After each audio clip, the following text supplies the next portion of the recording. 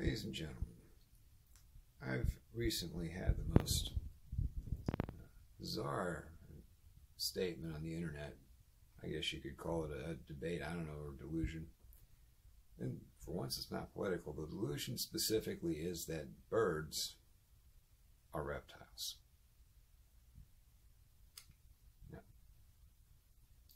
first of all, dinosaurs aren't reptiles either.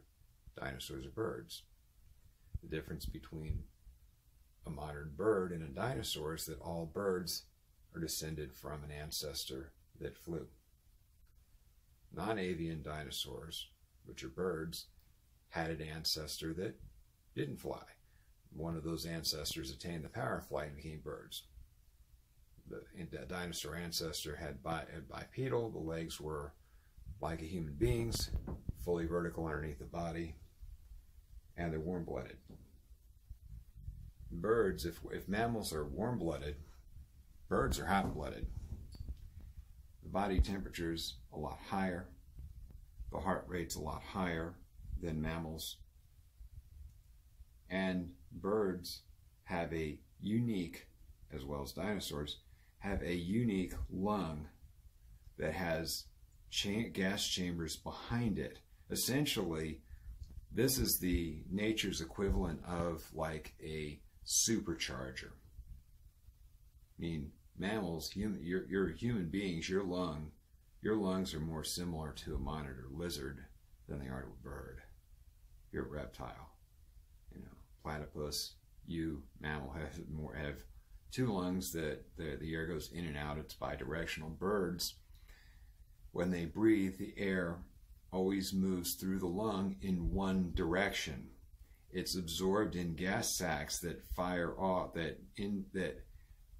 inflate and deflate in specialized orders. So what it is when a bird exhales, they're absorbing just as much oxygen as when they inhale. Basically, compared to mammals or reptiles, the lung capacity is basically at least 2 times what any other living thing is. The lungs and hollow bone structure is, the birds and dinosaurs are unique. They appear nowhere else in nature. Birds don't even have diaphragms.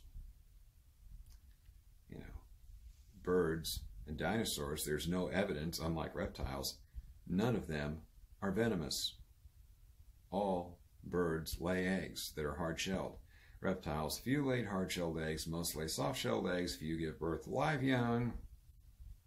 You know, few give birth to live young that are in a primitive membrane that breaks. So I don't know, it's almost like an egg there. I mean, reptiles run the gambit. You know, unlike the dinosaurs, the reptile ancestor was not a flyer. Birds also have a 4-chambered heart, much more similar to mammals than reptiles. Most reptiles have a 3-chambered heart where oxygenated blood mixes with unoxygenated blood. Now, some people said, well, you know, birds are closer to crocodiles than the crocs are to lizards and snakes. They have a 4-chambered heart. Yes, the crocs have a 4-chambered heart, but the similarity ends there. The crocs, for example, have 2 aortas in their heart. The heart valves in a crocodilian are unique. Crocs also have a shunt valve in their heart. They can literally reroute their circulation. In other words, veins become arteries and arteries become veins. They can redirect blood away from the lungs to the stomach if they're digesting food, or away from the lungs and the stomach to their skeletal muscles if they're underwater. I mean, this is one of the reasons why crocodiles aren't lizards, by the way.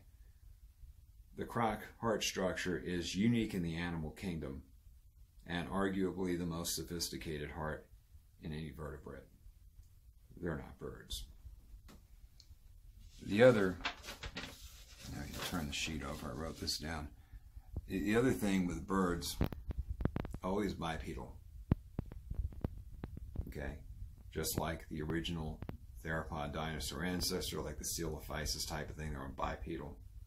Reptiles, most are on 4 legs, and you know, a few might have been can run on two legs briefly, but the thing with reptiles, the legs don't go down vertically like they do in a bird or a person.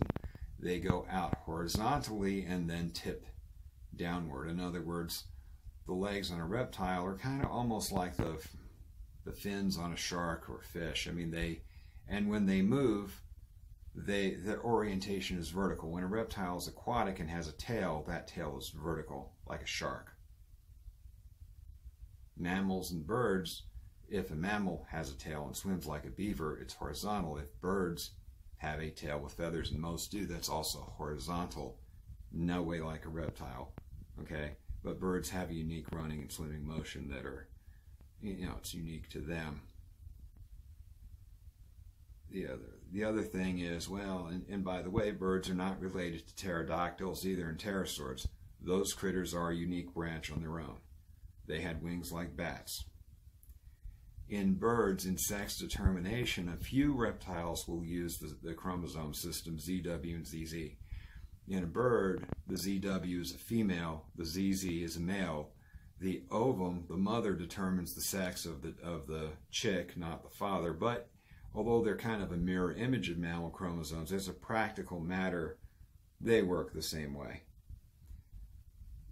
And birds are warm-blooded. Now some reptiles may sporadically generate more body heat in their environment, like boas guarding their eggs, but generally reptiles are not, as a rule, they don't run around with temperature within 1 or 2 degrees of one another. They just don't. Birds and mammals do. Reptiles are much more tolerant of different temperature variances in their bodies than either birds or mammals. You know. All right, well, we ran out of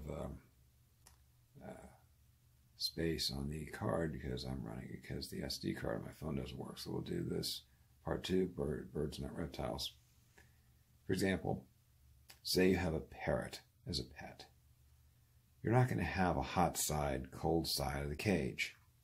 Parrot's metabolism takes care of that. You have like a, I don't know, boa constrictor or whatever you are, because, you know, when an animal is cold-blooded, it's not strictly speaking cold-blooded, their temperature is the same or similar to that of the environment. If they're basking in sunlight, their temperature is pretty high. They're, you know, at night in a cave, it's a lot lower. I mean, your typical reptile and monitor lizard, say, if it's basking, I mean, temperature can go anywhere from 75 degrees to 110, 120 degrees. I mean, reptiles are far more tolerant of temperature change. If a human being, your temperature is 98.6. Your temperature goes over 100, I think 100.4 is one of the signs you have the coronavirus. If you're a savanna monitor and you're on your basking on your stone, your temperature goes from 98 degrees to 100, like, whatever. The animal's not even going to notice. You know, that's you know, the metabolism is completely different. Reptiles have a much lower metabolism than mammals. Birds have much higher metabolism. I mean, there's no comparison. Obviously, reptiles don't have feathers. Birds, there is a distant reptile ancestor. Birds and dinosaurs have a mixture of feathers and scales. Birds also have a very, very high physical endurance. Only a few mammals can match the physical endurance of most birds. Let's say you're, I don't know, find yourself in Jurassic Park and one of the velociraptors gets their feathers ruffled because of something you did. Well, you better have a very high performance motorcycle, like say one of those Hayabusas, to outrun them. Because that thing can chase you. You know, ostrich can run 60 miles an hour. Who the hell knows how fast the dinosaurs can go? That thing's going to chase you top speed 2, 3, 4, 5, 10 miles. The one scene in Jurassic Park where the T-Rex gets tired running after you, wrong. Those lungs are superchargers.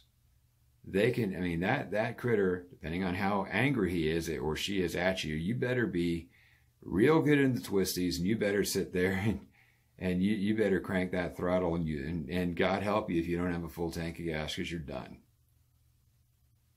That's how they are. They're not reptiles. Birds, if anything, and a lot of the resemblance between birds and mammals being warm-blooded is parallel evolution.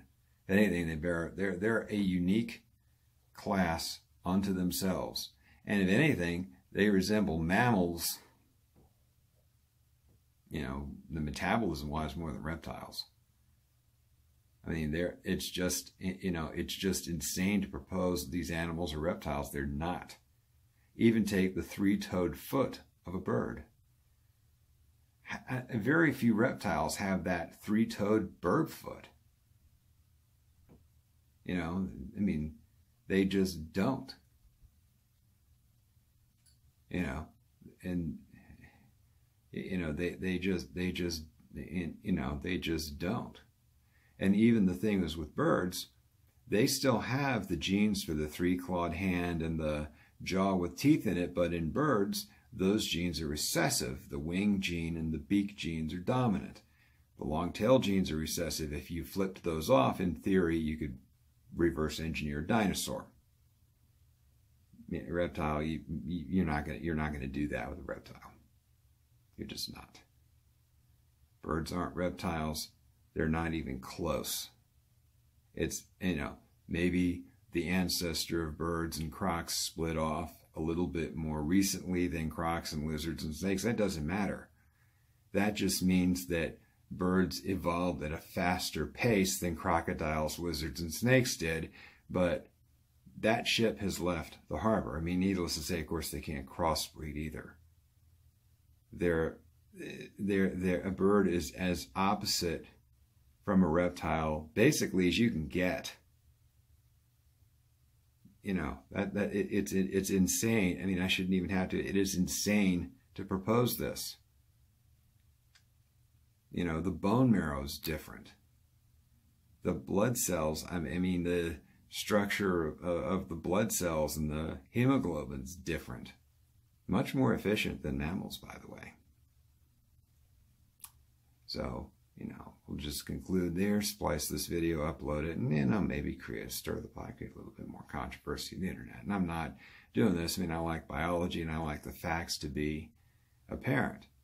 Dinosaurs are not reptiles. Birds are not reptiles. Dinosaurs are, well, they're non-avian. They're birds. They're just birds that never learned how to fly, and so they never needed the adaptations to fly. So they still have the claws and the jaws and everything else a little bit heavier. This is White Lightning 777 signing out.